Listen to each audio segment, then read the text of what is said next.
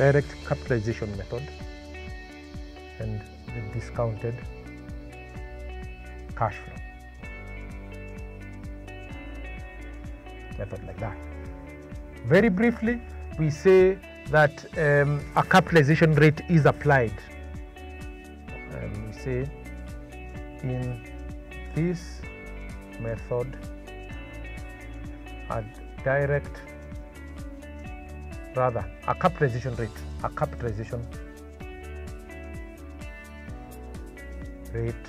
is applied to first year net operating income. To first year net operating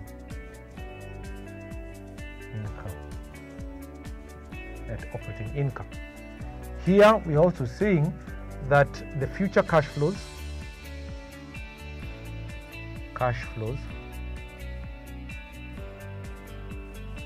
including capital expenditure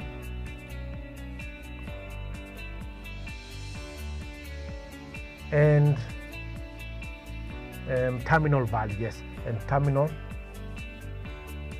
value are projected over the holding period, over the entire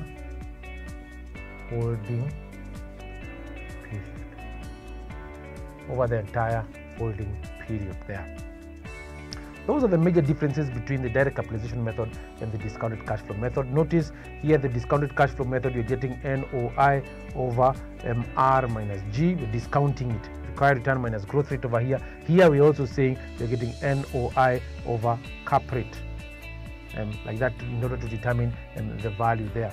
So here we are saying this R minus G is the same as the cap rate, and both methods are slightly different because you're saying here you could be able to use maybe the required return in some cases if you do not have a growth rate over here. Here in the direct capitalization method, you must get a capitalization rate to that end. And once we've looked at that, now this brings us to the end of the income approach, which is the first approach which we had looked at in our previous topic review, or in our previous lesson rather. Now we look at the second method based on our summary here, is what we're saying the cost approach right here. So in terms of completeness, let this be the end of the first lesson. So we begin the second lesson right on this side over here. That I think would be the best way to do things. So here we are saying number 2, cost approach. That is the second method of determining the value of private real estate investment, and we can say that the premise behind the cost approach is that a buyer is unlikely to pay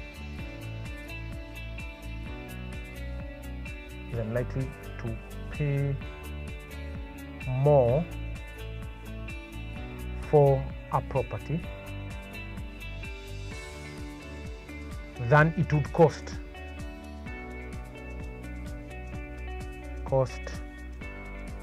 to purchase land and build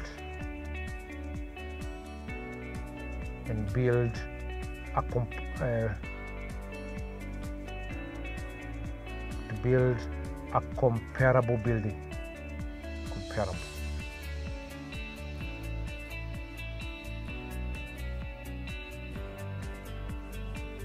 Yeah.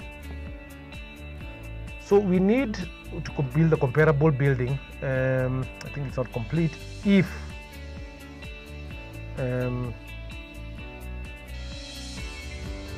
comparable building over there, yes, and we can say it involves estimating the market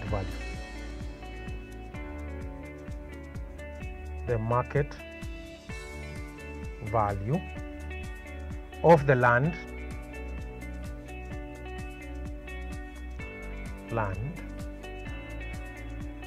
estimating the replacement cost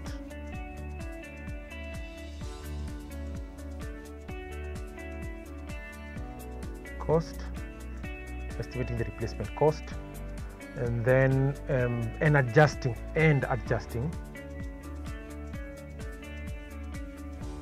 adjusting for depreciation,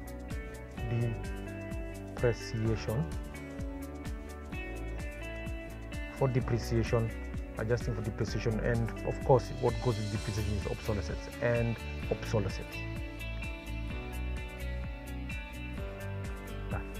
Now let's look at now the steps involved in calculating the cost approach. So we have the steps. That is what our next stage or our next guide should be able to involve. The steps involved in calculating the cost approach there, and then we will be able to conclude in the lesson by looking at an example. So the first step is estimate the market value of land. Estimate the market value of land. Number 2 is to estimate the builder's replacement cost. The buildings.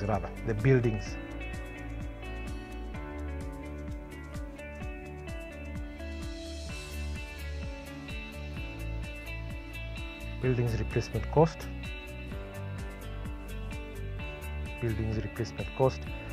Once we've looked at the building's replacement cost, we now need to try and base it. This, of course, the building's replacement cost is based on the current construction costs and builder's profit.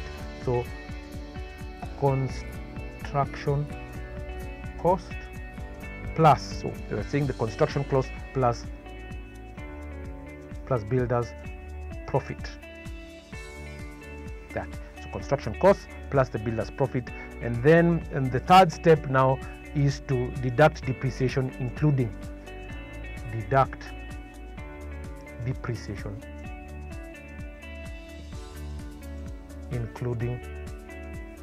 builder's profit. Deduct depreciation including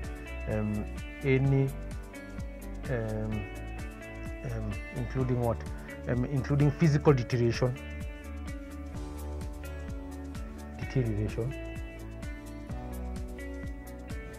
Yeah, we're also saying functional obsolescence.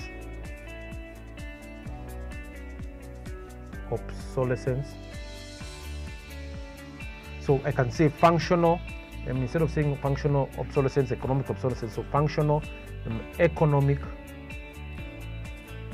and there is functional and locational obsolescence. There. So I'll provide a brief description on that. We can say that functional obsolescence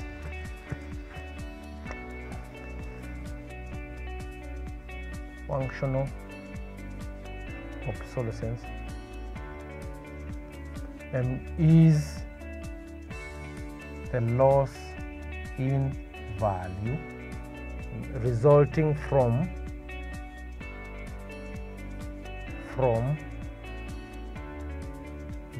defects.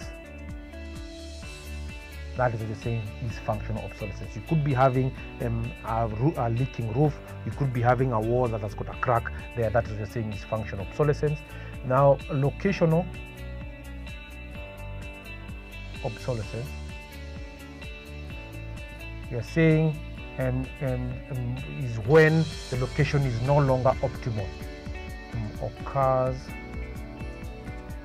when the location is no longer optimal. What I mean by optimal is that probably maybe this was a parcel of land next to a park which was over here like that. This is the park, this was where the parcel of land or private real estate actually exists, and then probably maybe because of some government decision or from some local authorities decision, they decide to convert the park into maybe a dumping site. So you can imagine, the smell from this dump site coming all over. So we're saying that location is no longer optimal because of what you're saying, locational obsolescence there. Finally, economic obsolescence.